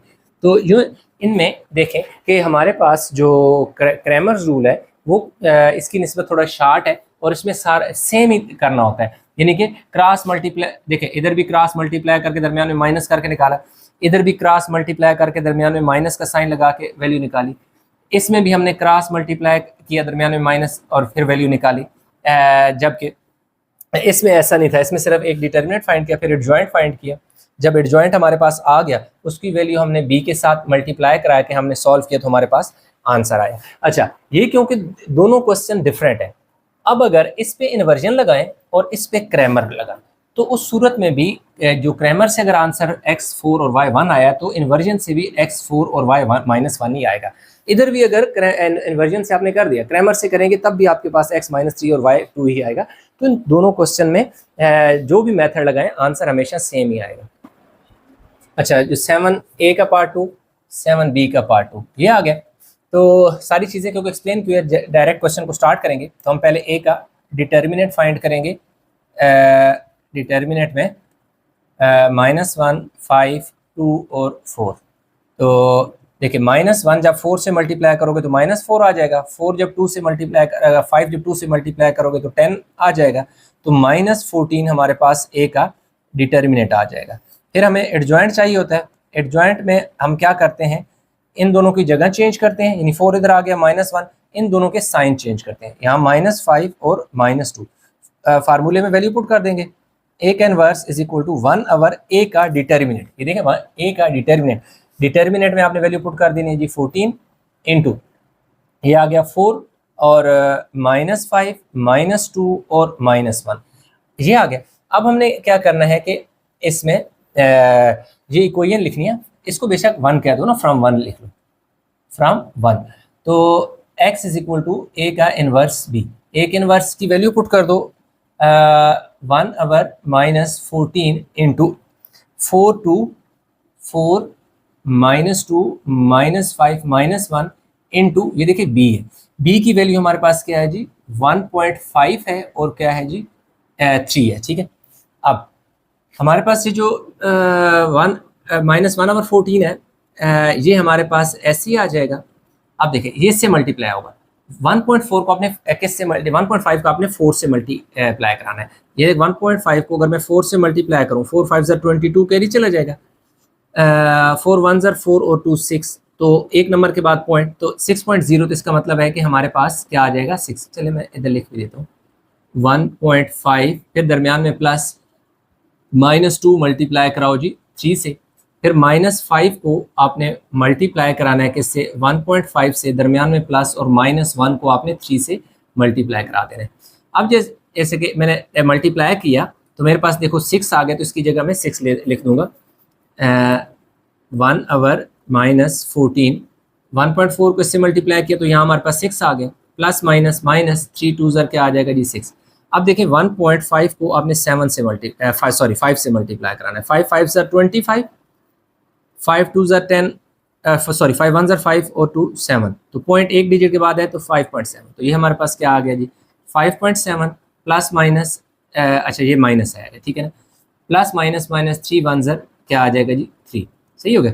तो अब हमने क्या करना है जी, 6 में से 6 गया तो हमारे पास कितना आ जाएगा, 6 में से 6 गया तो 0 बचेगा, 5 और 3 कितना आता है जी -8.7 आ जाएगा। अब ये जो -14 है इन दोनों के नीचे डिवाइड कर दो, 0/-14 और -8.7 अवर माइनस क्या आ जाएगा जी 14 आ जाएगा, सही हो गया। यहाँ इस तरफ x आ रहा है ना, यानी x, इस x की जगह आपने वो मैट्रिक्स पुट कर देना है x का, जो कि किसकी इक्वल है x, ये इसको x कहते हैं, ठीक है ना, ये x का मैट्रिक्स है, तो x का मैट्रिक्स क्या है x और y। अब हमारे पास इनको हमने क्या करा लेना है जी, डिवाइड करा के चेक करते हैं कि इनका हमारे पास आंसर क्या आ रहा है। हमारे पास 5 नहीं आया, 7.5 आता है, ये 7.5 आ गया था, वो गलती से हमें, तो ये कितना आ जाएगा जी 10 आ जाएगा, -10.5 आ जाएगा, सही है, ये क्या है 10.5 है, 10.5। अब ये ऊपर वाली वैल्यू तो हमारे पास क्या हो जानी है, 0 हो जानी है, ठीक है। ये जो माइनस को माइनस से काट दो, ऊपर आ गया जी 0। अब इसको हम ने क्या करना है, पॉइंट ख़त्म करना है। देखिए अब क्या होगा, ऊपर आ जाएगा जी 105 और नीचे हमारे पास आ जाएगा जी 10 आ जाएगा है। हम इसको सॉल्व कर लेते हैं। तो x की वैल्यू को आप पुट करें जी 0 की इक्वल, और y की वैल्यू को आप क्या पुट करें, ऊपर 105 आ गया और नीचे 14 10 are 140। अब इन दोनों को आपने कटिंग करनी है। कैसे, इसको भी 35 से डिवाइड कर दें और इसको भी 35 से डिवाइड कर दें। तो y 35 का टेबल 105 पे 3 टाइम जाएगा और 35 का टेबल 140 पे 4 टाइम जाएगा। तो ये हमारे पास आ जाएगा, जो इसकी वैल्यू हमारे पास आ जाएगी जी 0 और 3/4। ये हमारे पास इसका फाइनल आंसर आ जाएगा। तो अब 7 का पार्ट बी है। इसमें अगेन हमें पहले ए का डिटर्मिनेट चाहिए। तो ए हमारे पास ये है, तो इसका आपने ए का डिटर्मिनेट फाइंड करना है। इनको क्रॉस यानी 1 को मल्टीप्लाई कराना है हमने, बल्कि पहले चलो वैल्यू लिख देते हैं ना, 1 2 3 4, ठीक है। अब 1 को 4 से मल्टीप्लाई करना है तो 4, 3 को 2 से मल्टीप्लाई करो तो 6। तो ए का जो डिटर्मिनेट है वो हमारे पास -2 आ जाएगा। हो गया जी। अब हमने क्या फाइंड करना है, ए एक्स। तो ए एक्स के लिए हम क्या करते होते हैं कि जो वैल्यू बी है ना, जो बी है, बी की वैल्यू कॉलम 1 में पुट करना है। तो हमारे पास क्या आ जाएगा, ये जो 1 3 है ना, इसकी जगह आपने लिखना है जी 2/3 और 3। हमने कॉलम 1 में क्या किया कि जो b था, b की वैल्यू कॉलम 1 में लिख दी, कॉलम 2 रिमेन सेम, यानी 2 और जो 4 है वो रहेगा सेम, क्रॉस मल्टीप्लाई होगा। अब होगा जैसे कि 2/3 मल्टीप्लाई होगा 4 से, दरमियान में -3 मल्टीप्लाई होगा 2 से, 4 2 8 और नीचे आ जाएगा जी 3 और 3 2 क्या आ जाएगा जी 6। अब हमने 3 एलसीएम ले लिया, ये 3 और 3 सेम है तो 8 ऐसे ही आ जाएगा। इसके नीचे कोई नंबर नहीं है तो 3 इससे मल्टीप्लाई होकर 18 हो जाएगा, 3 6 और 18। तो जो ऊपर बचेगा हमारे पास -10 और नीचे हमारे पास क्या आ जाएगा 3। ये हमारे पास क्या आ गया जी, ए एक्स आ गया। अब ए एक्स के बाद हमने क्या फाइंड करना है, ए वाई फाइंड करना है। तो जो वैल्यू आपने कॉलम 1 में पुट की है, अब वो वैल्यू आपने प्लेस कर देनी है कॉलम 2 के अंदर, और कॉलम जो 1 है दैट इज 1 और 3 रिमेन सेम, 1 और 3 जो होगा वो सेम रहेगा। अगेन क्रॉस मल्टीप्लाई होगा, 1 मल्टीप्लाई होगा 3 से, दरमियान में -3 मल्टीप्लाई होगा 2/3 से, 3 1 3 आ जाएगा, ये इससे कट जाएगा, 3 1 यानी -2 आ जाएगा। तो जो ए वाई है वो हमारे पास आ जाएगा जी 1 के। अब देखिए हमारे पास हमें 3 चीज़ें रिक्वायर्ड होती हैं, ए का डिटर्मिनेंट, ए एक्स का डिटर्मिनेंट और ए वाई का डिटर्मिनेंट। ये सारी चीज़ें क्योंकि हम फाइंड कर चुके हैं, तो अब हमने सिंपल इन फार्मूला लिखना है और उसमें वैल्यू पुट कर देनी है। X is equal to A x over a का डिटर्मिनेंट और y is equal to A y over a का डिटर्मिनेंट। तो x is equal to A x की वैल्यू हमारे पास कितनी आई है, -10/3 और डिवाइडेड बाय हमारे पास क्या आ जाएगा जी, a का डिटर्मिनेंट जो कि -2 है, ठीक है जी, -2। अब हमारे पास ये हो जाएगा x इज इक्वल टू, ये नीचे से ऊपर जाकर मल्टीप्लाई होगा, ठीक है, ये 2 है ना, ऊपर जाके -10/3 है ना, ये जब ये -2 ऊपर जाएगा तो ये हो जाएगा जी 2/1 है, तो ये हमारे पास क्या हो जाएगा जी, ये यूँ है ना, 2/1 है तो 1/-1/2 हो जाएगा। तो माइनस माइनस देखो क्या हो जाएगा, प्लस, तो 2 का टेबल 5 टाइम और नीचे क्या आ जाएगा 3, 5/3 यानी 2 5 10, तो 5/3 आ जाएगा। इसके साथ y is equal to A Y की वैल्यू हमारे पास क्या है जी 1 है, जबकि a का जो डिटर्मिनेंट है वो क्या है -2 है, तो y की जो वैल्यू है वो -1/2 आ जाएगी। तो यूँ हमारे पास यानी कि x की भी वैल्यू आ गई है और y की भी वैल्यू हमारे पास आ गई है। अच्छा, 7 का जो पार्ट 3 है उसकी पहली कोई ये दे दी है, दूसरी अभी फिलहाल मैंने नहीं लिखी, मैं चले इस साइड पे मैं लिख लेता हूँ दूसरी भी। जो 24x is equal to 15 minus क्या है 3y, ऐसे ही। अब ऐसा करें कि इसको इधर लेके जब आएंगे तो ये आ जाएगा जी 16x plus 2y is equal to 10। इसमें से मैं 2 कॉमन क्यों ना ले लूँ, जब मैं 2 कॉमन ले लूँ तो 2 8 16, 2 1 2, तो सिर्फ y बच जाएगा is equal to 10।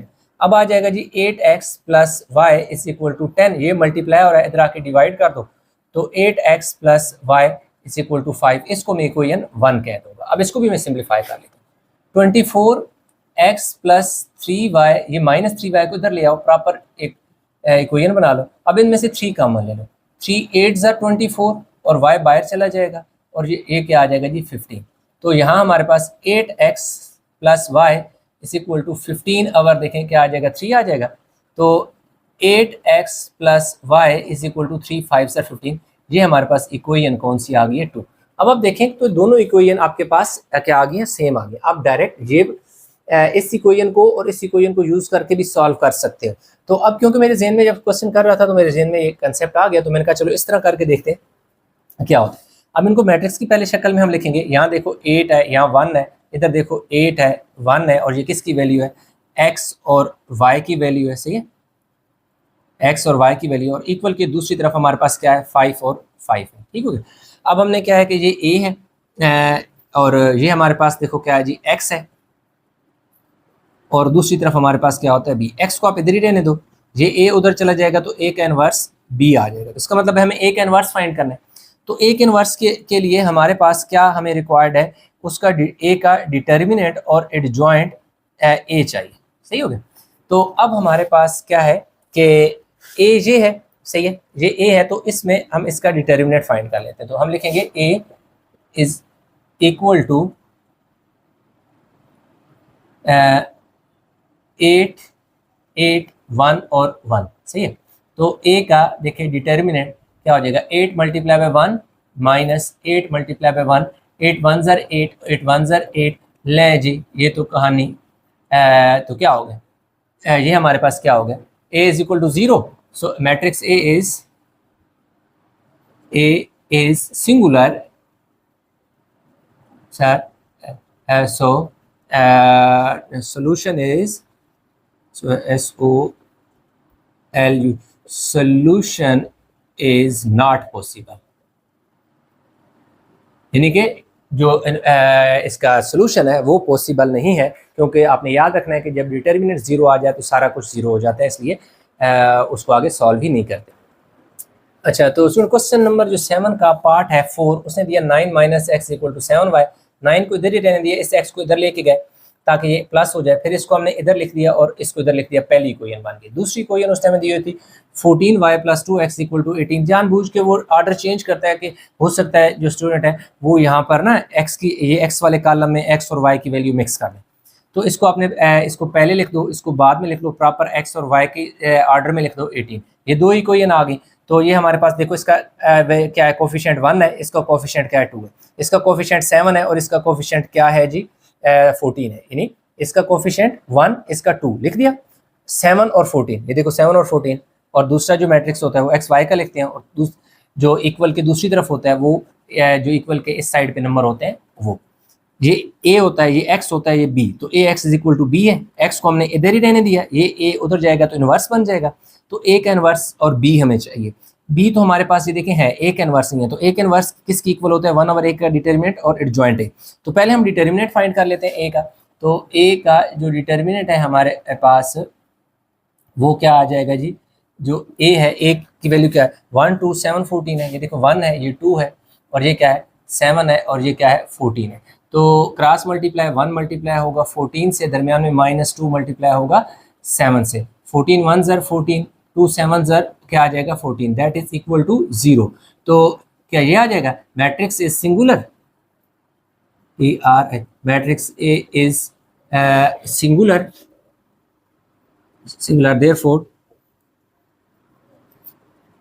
therefore solution is not possible, solution is not possible। भाई solution possible नहीं है, क्योंकि हमारा जो डिटर्मिनेंट है 0 आ जाए और वो जिसका 0 आया वो सिंगुलर होता है, तो सिंगुलर का solution possible नहीं होता। तो यहाँ पर क्वेश्चन खत्म हो। अच्छा, जो हमारे पास 7b का पार्ट 3 है ना, उस पार्ट 3 का दोनों इक्वेशन देखें लिख लिए हैं, x is equal to 2/3 -2y, x इधर ही, ये जो -2 इधर आके प्लस हो गया और 2/3। अब ये जो 3 है ना, इसके नीचे डिवाइड हो रहा है, तो आप इसको ऐसे मल्टीप्लाई कर दो। 3 जब x से मल्टीप्लाई होगा 3x, 3 जब 2 से मल्टीप्लाई होगा तो 3 2 ज़र 6 इज इक्वल टू 2 आ जाएगा। ये एक इक्वेशन हमारे पास बन जाएगी। दूसरी इक्वेशन हमारे पास ये देखो 4y is equal to 3 minus 3x, ये देखो 3x इधर आके प्लस, ये प्लस 4 और दूसरी तरफ 3। अब हमारे पास a भी है, x भी है और हमारे पास क्या है, b है। तो अब हमने क्योंकि क्रैमर्स के रूल से सॉल्व करना है तो हमें a का क्रैमर्स का जो रूल है उसमें हमें a का डिटर्मिनेंट ay और a का डिटर्मिनेंट, तो सबसे पहले हम क्या करते हैं कि a का डिटर्मिनेंट फाइंड कर लेते हैं। तो देखिए क्रॉस मल्टीप्लिकेशन आपने करनी है, पहले ऐसे चलो लिख लेते हैं ना। 3 जब मल्टीप्लाई होगा किससे, 3 को मल्टीप्लाई कराओ 4 से, दरमियान में माइनस 3 मल्टीप्लाई कराओ 6 से, 3 4 ज़र 12 और 6 3 ज़र 18, सही हो गया। तो जो हमारे पास a का डिटर्मिनेंट आ जाएगा वो हमारे पास आ जाएगा जी -6 आ जाएगा, ठीक हो गया। अब a का डिटर्मिनेंट आ गया, अब हमने क्या फाइंड करना है, ax। तो देखो वो बहुत आसान है, ax में आपने क्या करना है, जो b की वैल्यू है ना वो कॉलम 1 में पुट करनी है, यानी C1 ये है ना, इस C1 में आपने इस b की वैल्यू है जो 2 3 है आपने इधर पुट कर देनी है। 2 3 क्या हुआ कि जो b की वैल्यू है, b की वैल्यू कॉलम 1 में पुट कर दी, कॉलम 2 रिमेन सेम, 6 और 4 आ जाएगा, सही। अब cross multiply again, 2 multiply by 4, 3 multiply by 6, 4 2 ज़र 8, 6 3 ज़र 18, तो -10 हमारे पास क्या आ गया, x भी आ गया। अब हमने क्या फाइंड करना है, ay फाइंड करना है। तो जैसे आपने कॉलम 1 में b की वैल्यू पुट की, अब वही वैल्यू आपने क्या करनी है, इसके बजाय इधर वाले पुट कर देनी है, 2 3 C2 में आ जाएगा, कॉलम 2 में। ये देखें b की वैल्यू जो कॉलम 2 है 6 4 की जगह पुट कर दी और कॉलम 1 रिमेन्स सेम, 3 और 3 आपका सेम रहेगा। तो 3 मल्टीप्लाई होगा जी 3 से, दरमियान में -3 मल्टीप्लाई होगा 2 से, 3 3 ज़र 9, 3 2 ज़र 6, तो यूँ हमारे पास इसका जो 3 बच जाएगा और ये आ गया जी ay का डिटर्मिनेंट। अब हमने क्या करना है कि by applying Cramer's rule, by Cramer's rule, तो क्रैमर्स रूल में हमने अप्लाई करना है, तो उसके लिए हमारे पास क्या आ जाएगा, x is equal to ax over a का determinant and y is equal to ay over a का डिटर्मिनेंट। ax है, ax की वैल्यू हमारे पास क्या है जी -10 और a का डिटर्मिनेंट माइनस क्या आ गया जी 6। अब देखिए 2 के टेबल से x इक्वल टू माइनस को माइनस से 2 5 ज़र 10 और 2 3 ज़र 6 क्या आ जाएगा जी 5/3। अब इधर y is equal to ay की वैल्यू हमारे पास क्या आ रही है जी 3 और a का जो डिटर्मिनेंट है वो माइनस क्या है जी 6। तो ये हमारे पास जो y है वो इक्वल आएगा 3 1 ज़र 3 और 3 2 ज़र 6 माइनस 1/2 जो है ये हमारे पास वैल्यू आ गई है, यानी x की वैल्यू 5/3 आ गई है और जो y की वैल्यू है वो -1/2। तो यूँ आपने लास्ट में जो है इसका अगर सोल्यूशन सेट लिखें तो x की वैल्यू को पहले लिखा जाता है और y की वैल्यू को बाद में लिखा जाता है, ठीक है जी। तो यूँ हमारे पास जो क्वेश्चन 2 है वो भी हो गया जी कंप्लीट। अच्छा, तो क्वेश्चन नंबर 3 जो है वो उसने 6 over 10 x plus 8 over 10 y is equal to 20। अब इनके नीचे 10 है तो इसको मल्टीप्लाइंग 10 ऑन बोथ साइड, दोनों साइड में मल्टीप्लाई कर दो। 6 ओवर 10 के साथ भी x मल्टीप्लाई होगा, 8 ओवर 10 के साथ भी 10 मल्टीप्लाई होगा और 20 के साथ भी 10 मल्टीप्लाई होगा। 10 10 से काट के 6 है, 10 10 से काट के 8 और 20 और 10 200, पहली इक्वेशन बन गई। दूसरी इक्वेशन उसने हमें ये दे दी, अगेन इन दोनों के नीचे 10 है तो मल्टीप्लाइंग 10 ऑन बोथ साइड करें। देखिए 8 ओवर 10 से भी 10 मल्टीप्लाई हुआ, 10 10 से काट के 8 आ गया। 6 ओवर 10 से भी 10 मल्टीप्लाई हो गया, काट के 6x आ गया और 10 और 10 100 आ गया। ये दो इक्वेशन हमारे पास आ गई, a x और b। यहाँ से हमने इन दो इक्वेशन से ये हमारे पास जो क्या है 6 है 8 है, देखें 6 और 8, 8 और 6 है, 8 और 6 है, साइन को फॉलो करना है। यहाँ माइनस है तो आपने माइनस लिखना है। फिर हमारे पास क्या है जी क्योंकि ये x और y की वैल्यू होती है तो ये x का मैट्रिक्स x y के इक्वल होते हैं और b जो होता है वो जो इक्वलिटी की दूसरी साइड पे होता है उसको b कहते हैं। अब हमने क्या फाइंड करना है, इसका a का डिटर्मिनेंट फाइंड करना है। a का determinant is equal to 6 multiply होगा जी -6 से, दरमियान में -8 मल्टीप्लाई होगा 8 से। 6 6 ज़र 36 हो जाएगा और 8 8 ज़र 64 हो जाएगा। 64 और 36 जो है ना वो हमारे पास 100 होते हैं। तो a का डिटर्मिनेंट -100 आ गया आपके पास, पहला स्टेप हो गया। अब आपने क्या फाइंड करना है जी ax। तो ax के लिए आपको क्या करना होता है कि जो b की वैल्यू है ना, ये b की वैल्यू वो कॉलम 1 में पुट करनी है। तो यहाँ पे हमारे पास 200 और 100 आ जाएगा कॉलम 1 में, बी की वैल्यू को रिप्लेस कर देंगे और 8 और -6 जो है वो इसी तरह आ जाएगा, क्रॉस मल्टीप्लाई। 200 को हम मल्टीप्लाई कराएंगे -6 से, दरमियान में -100 को मल्टीप्लाई कराएंगे 8 से, तो ये -6 2 ज़र 12 0 0 और -8 1 ज़र 800, तो ये कितना हो जाएगा -2000 आ जाएगा। ठीक है, दोनों ऐड होंगे तो -2000। ये देखें ए एक्स की जो वैल्यू है वो हमारे पास आ गई है। ठीक है, अब हमने फाइंड करना है जी ए वाई में हमने सिंपल सी बात है कि जो बी की वैल्यू है वो कॉलम 2 में पुट करनी है, तो कॉलम 1 जो रिमेन सेम, यानी 6 और 8 सेम रहेगा, और यहाँ आ जाएगा 200 और नीचे आ जाएगा जी 100। अगेन क्रॉस मल्टीप्लाई, 6 मल्टीप्लाई होगा 100 से और -8 मल्टीप्लाई होगा 200 से। 6 1 ज़र 600, 8 2 ज़र 1600, लेकिन साथ साइन ये देखो -1600 में से क्या हो गया, 600 चला गया तो -1000 बच जाएगा, जो कि हमारे पास ए वाई की वैल्यू आ गई है। सही है, अब हमें 3 वैल्यू चाहिए होती हैं क्रैमर रूल के लिए, ए का डिटर्मिनेंट, ए एक्स और ए वाई। अब हम लिखेंगे बाय अप्लाइंग क्रैमर्स रूल। अब क्रैमर्स रूल क्या कहता है कि x is equal to A X का डिटर्मिनेंट, ए का determinant, and y is equal to A Y का डिटर्मिनेंट और a का हमारे पास क्या आ जाएगा, डिटर्मिनेंट। सही हो गया। अब वैल्यू पुट कर दो ए एक्स की वैल्यू हमारे पास कितनी है, -2000, और a की वैल्यू हमारे पास कितनी है, -100, -2000 डिवाइडेड बाय -100। ये देखें कट गए, माइनस से कटेगा तो x की वैल्यू हमारे पास कितनी आ जाएगी, 20।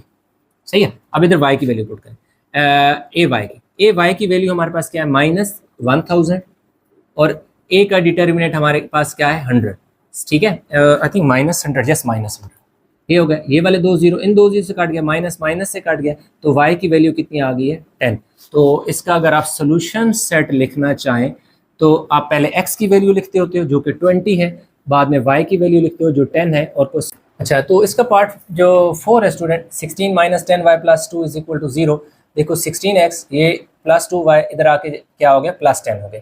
अब 2 कॉमन ले लिए, 2 8 ज़र 16, 2 y बाहर आ गया, 2 बाहर आ गया तो y बचा, दूसरी तरफ 10, 2 मल्टीप्लाई हो रहा है, उधर जाके क्या हो गया, डिवाइड हो गया, तो 8x + y, 2 5 ज़र 10, एक इक्वेशन बन गई। दूसरी इक्वेशन उसने दे दी है 15 - 3y - 24x = 0। हमने 15 को इधर ही रहने दिया, ये -24x जो है उधर जाके प्लस हो गया, और ये -3y भी उधर जाके प्लस हो गया। फिर मैंने क्या किया कि दोनों तरफ 3 डिवाइड कर दिया, 3 इक्वल के इस साइड पे एक वैल्यू थी उससे डिवाइड किया, तो 3 5 ज़र 15, 5 आ गया। ये दो वैल्यू दोनों को 3 से डिवाइड करूंगा, 3 का टेबल 8 टाइम और 3 का टेबल 1 टाइम। ठीक है, तो ये 8x और y, तो 8x + y को पहले लिख दिया और 5 को उधर लिख दिया। ये दो इक्वेशन है, इनको हम अभी मैट्रिक्स की शक्ल में लिख देते हैं। a इज इक्वल टू, यानी इधर x की वैल्यू कोफिशिएंट क्या है, 8 है। इस इक्वेशन में जो x का कोफिशिएंट है वो लिखो, पहली इक्वेशन में जो y का कोफिशिएंट है कुछ भी नहीं है, 1 है, वो लिखो। दूसरी साइड पे जो y का कोफिशिएंट है वो लिखो, और ये आ जाएगा। फिर दूसरा जो x है ना, वो आपके पास x और y होता है, और जो b है वो आपके पास क्या होता है, 5 और 5 होता है। ठीक हो गया। अब हमारे पास एक 2 स्टेप का क्वेश्चन में होने वाला है कंप्लीट जी। अब इसका डिटर्मिनेंट फाइंड कर लेंगे, 8 को मल्टीप्लाई करेंगे 1 से, और 8 को 1 से, और इधर भी 8 को मल्टीप्लाई करेंगे 1 से, 8 1 ज़र 8 और 8 1 ज़र 8, तो जो a का डिटर्मिनेंट है वो 0 आ गया। मैट्रिक्स A इज सिंगुलर, क्योंकि मैट्रिक्स A क्या है जी, सिंगुलर है। therefore solution is not possible,